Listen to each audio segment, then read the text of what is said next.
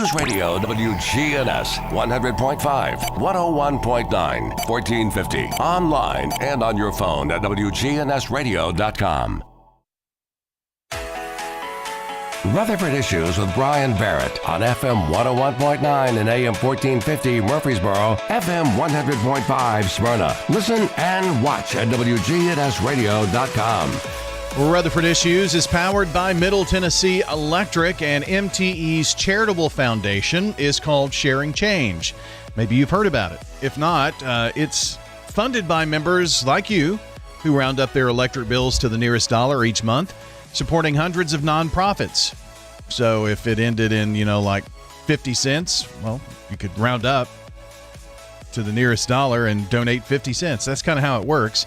And throughout the membership, they help hundreds of nonprofits. SharingChange.org if you'd like to find out how to be involved in MTE's Sharing Change. Speaking of great nonprofits, we have in studio the executive director of the Heart of Tennessee American Red Cross. John Mitchell is joining us here in the studio this morning. Good morning, sir. Hey, good morning, Brian. Good to see you and all the smiley faces of people here at WGNS this morning. Well, it's Friday, so it's a reason to smile. Yeah, right? Absolutely. Well, I said the Heart of Tennessee, and I said even a bigger Heart of Tennessee now. Yeah, we're expanding. Now, we operate as a regional strength. We're the Tennessee Region Red Cross, so all the resources we have in the state can be applied in a minute, at a moment's notice for response on any side of the state. But for an organizational standpoint, we do operate out of a chapter presence. So we're the Heart of Tennessee chapter that was covering 10 counties, which was, of course, Rutherford being our base here with our office, down to the Alabama line. But now we go up to the other line to state line, and we've got 16 other counties that our volunteers will be focusing on servicing on a regular basis. And that gave us an opportunity to hire a new staff member. And so I'd like to introduce Kevin Powers. Kevin is our new community disaster program specialist. He supports John and the other volunteers in making sure we're recruiting volunteers, training volunteers, having them ready to respond for local fire responses, or maybe take on a deployment when something happens down in Florida, or part of it could even be a wildfire out in the west. Mm-hmm. But without further ado, I'd like to introduce Kevin Powers and give him an opportunity to talk about how long he's been here, what he's done in the past, and he's going to be a great addition to our team. Well, that's awesome. Kevin, welcome in. How are you? I'm good. Well, good morning to everybody. Thank you for having me. Yeah, most certainly good to have you. Now, let me clarify one thing, John, with you. You said 10 counties. Is it now 16? You didn't add 16 to the 10, no, did you? Thank you. Yeah, we didn't go to 26. So we went from 10 to 16 counties. That's a big enough apple to bite. Yeah, a bigger heart, Absolutely. So, Kevn, as the Community Disaster Program Specialist, you're kind of based in the Upper Cumberland area, right? I am, kind of strategically with those additional 6 counties that our chapter absorbed. And for example, just the wide area we cover, we have responders go help out a couple who had a house fire down in Fayetteville a couple days ago.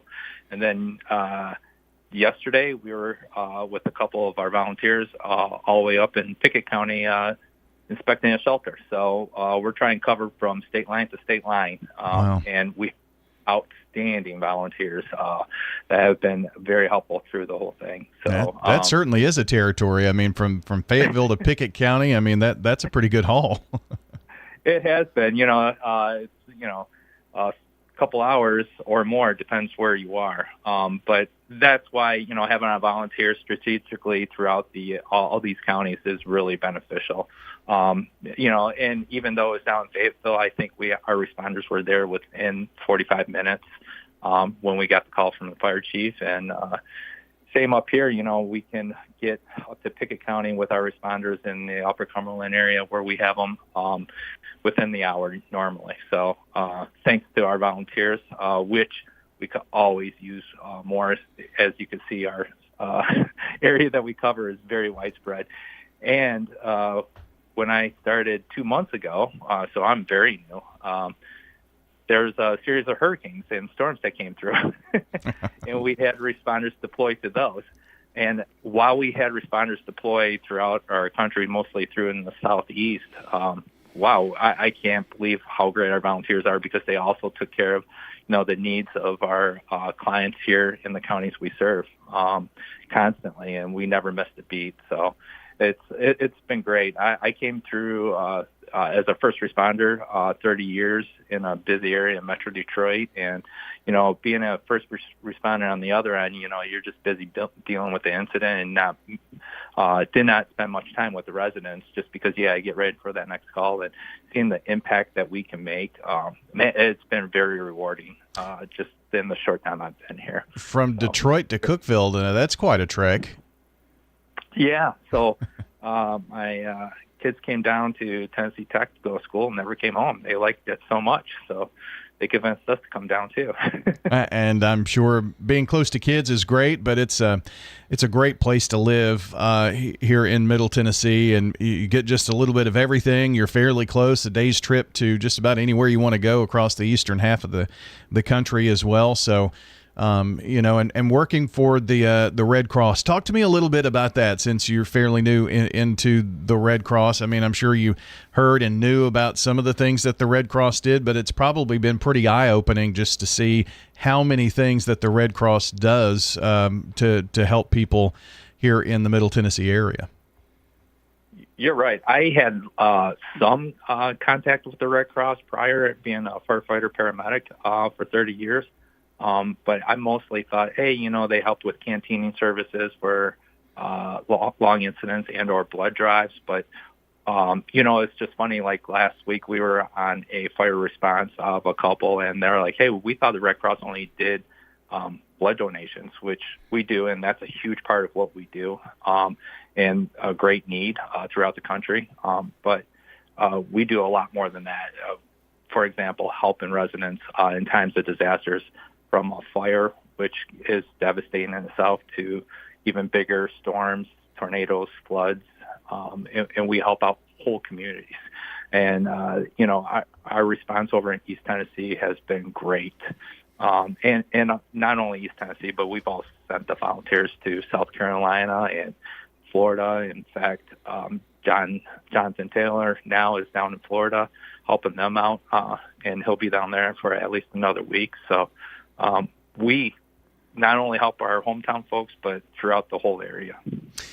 We've got joining us today the Executive Director of the Heart of Tennessee American Red Cross, John Mitchell, and the new Community Disaster Program Specialist, Kevin Powers, here to talk about things going on with the Red Cross. And John, you saw firsthand the devastation from Helene, and not only was it a wind event in Florida, but as it came inland, it created a wind and rain event in the Georgia area. And once it got to the Appalachians, it was just flooding like maybe we have never seen. Yeah, it was devastating. And, I did have an opportunity to go over there maybe a week or a few days after it had happened and serve with 1,300 volunteers were strategically placed there to respond, whether it be shelters, feeding, emergency supplies to clean up, spiritual care, mental health, and we definitely needed a Hispanic coalition to address a couple of those counties that really went through, still going through, and will for a long time, some really tough scenarios of what's their next steps. And, I mean, the flooding caused unthinkable devastation. I mean, we're talking about structures and just everything wiped clean. Yeah, wiped away. And it was in a very large area. I mean, you can look the side of the map there to the east, and there was 7 particular counties, and one of them was Unicoi County, and while we were there, just about any county that we were going to, you would see near the command center, either or by our shelter or command center, Black Hawk helicopters going back and forth because people were still trapped on the other side where the bridges and stuff were, taken out. There was one lady that I helped a news station out of the Tri-Cities area do an interview. She was in our shelter. She was 79. Her husband was 81. He was on oxygen, and told her story of, walking out what would have been chest deep water into a safety boat or a rescue boat, and then the rescue boat didn't start, and they had to pull along with the trees limbs that was, the water was so high, got to a point and somebody threw them a rope and pulled them in. Wow. But there were some people that within a matter of 15 or 20 minutes, they went from, what are we dealing with, to we need to save our life. And it was very humbling to work with them. To me, another thing I would like to point out is, I mentioned that our resources are strong in the state, but in a case like this, it's a national response. Mm-hmm. We had people from Oregon. I'm just thinking some of the people I worked with on a regular basis, from Maryland, California. These people came in and said, hey, I'm going to give 2 weeks, maybe 3, to just focus on helping these people, recover and move forward. And it's pretty humbling to see that. Yeah. And it takes that type of response. And there are still efforts going on to get things cleaned up, to even begin to start the rebuild. I mean, this is going to take years, decades, maybe even. Yeah, it is. It's the attention does not need to shift away from their needs, because it's going to be ongoing. And the good thing about, we do have a local chapter presence there in Kingsport. That's where we were operating off of. So as the operation that we do scales up and then scales down, we still have a presence there and will have a presence and continue to work with all of our partners, because these people are going to need some help. I'll give you an example. The lady that I was talking about, she said, I lost everything. Me and my husband put every nail in our home, and they told us at the time we didn't have flood insurance. And she was the most optimistic person I've ever seen. And she felt blessed to be alive. So while she was staying in the church, at the Methodist church there, she was developing relationships with that church, and they said, we're going to rally around you. We're going to find a team. We're going to rebuild your home, So it takes a community, and but there's a lot of people that's going to need a lot of help. And that's a good example of not only the Red Cross being there, but just everybody who comes in to help. And if the shelter wasn't there, maybe that church didn't know that there was an opportunity to help. I mean, all of that just kind of comes full circle. It does, and that's all you can do is do what you can do on the front end. We concentrate on immediately with our what we call mass care, which is sheltering and feeding, and which always includes, that mental and spiritual care, because sometimes people just need to know they're not going through this alone. And some of our volunteers that are trained to work in the shelter, they just get to know them personally and try to help them move to the next step. Kevin, in about 90 seconds, I would like to make sure that we let folks understand that as we go into the fall and winter months, that is a time when a couple of things happen. Home fires due to heating sources, and it's also a secondary severe weather season for Tennessee. So there are still opportunities for folks to get in and help. And you've mentioned volunteers a couple of times. One more volunteer pitch here from you. Well, there's so much that we can do to help folks, and the more volunteers we have, the more outreach we have. Not only times of disaster, but we also do programs like Be Red Cross Ready and Hands-Free, or Hands-Only CPR, I should say, as well as, smoke alarm installs. So, and coming up on, as you said, usually unfortunately, this is the time of year where we get some more storms and some severe weather, as well as fire. So we want to be able to be ready to respond to all of our needs when requested. So it just takes our volunteers to help us out, and it's actually great experiences.